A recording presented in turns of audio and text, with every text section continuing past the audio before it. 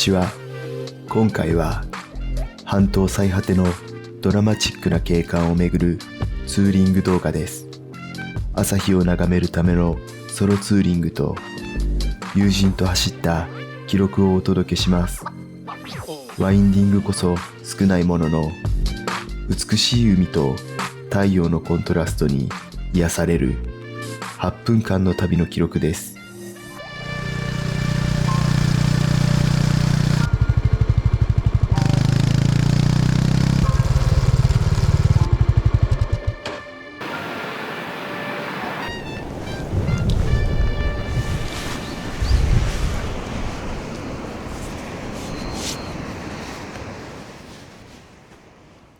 季節は3月中旬。雪は溶け、日中は暖かい日も増えてきました。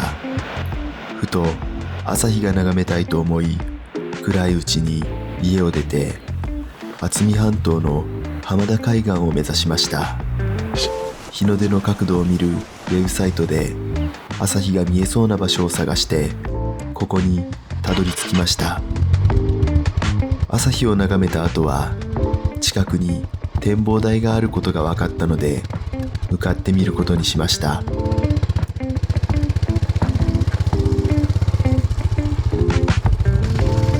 向かうのは久原展望台です。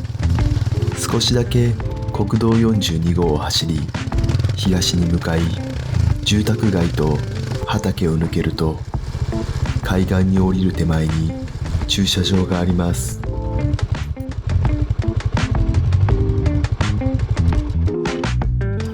駐車場から少し歩くと切り立った崖の上の展望台があります。見渡す限りの海岸線と海、空、とても気に入りました。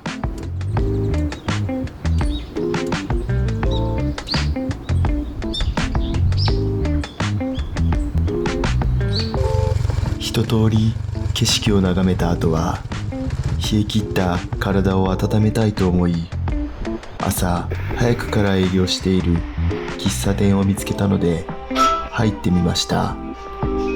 雰囲気と店内の BGM がとても良かったです。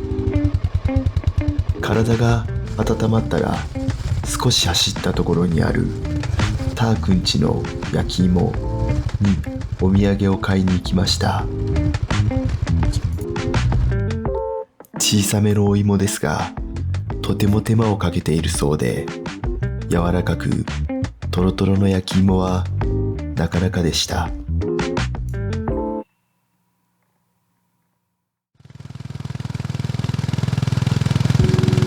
さて、ここからは友人とのツーリングが入り混じる動画となります。思えばソロツーリング以外を動画にして公開するのは初めてですね。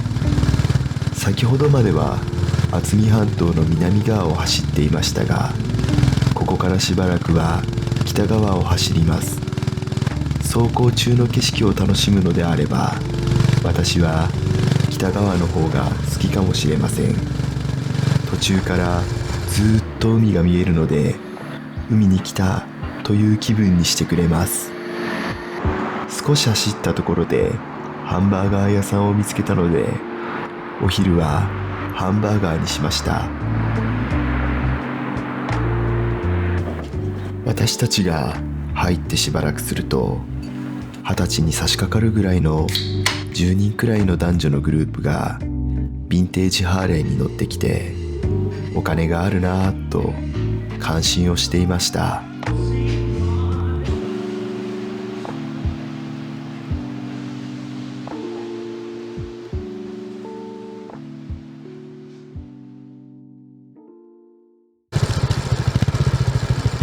昼食をとった後は西の浜シーサイドロードに向かいました。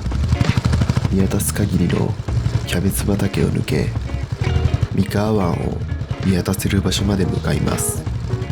西の浜シーサイドロードは空と海の間を縫うようにまっすぐ伸びていて、そこから見える景色はとても開放的でした。これで並べるとやばいな。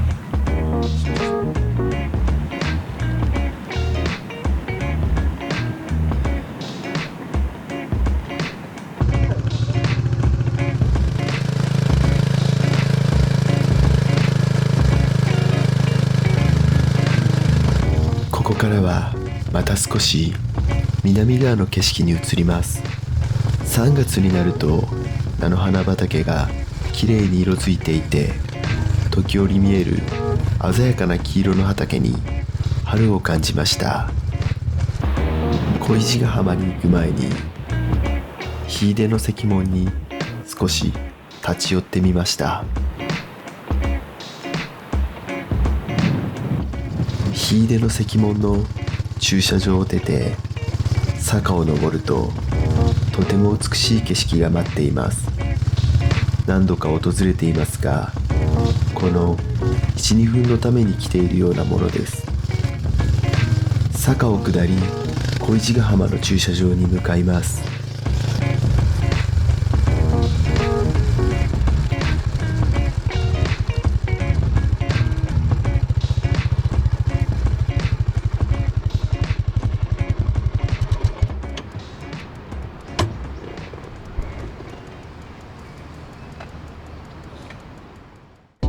さて、日もだいぶ傾いてきたので帰りましょう。帰りのルートを話し合って、せっかくなので太平洋ロングビーチを通り抜けて帰ることにしました。やっぱりこの景色は素敵ですね。本当は日が沈むまでここにいたいところですが、帰りが遅くなると自宅周辺の気温が氷点下になるので我慢です。最後は太平洋ロングビーチの夕焼けを眺めながらお別れです。今回は純粋なツーリングルートというよりかは、気に入ったスポットの紹介的な動画でした。私の住む地域ではちらほらと桜が咲き始めているので、都合が合えば動画にしたいと思います。その前に車検があったので、そちらも動画にしたいと思います。トヨタナンバーの方のお助けになるような、そんな動画を作れればなぁと思っています。それでは今回の動画はこれでおしまいです。次回の動画までさようなら。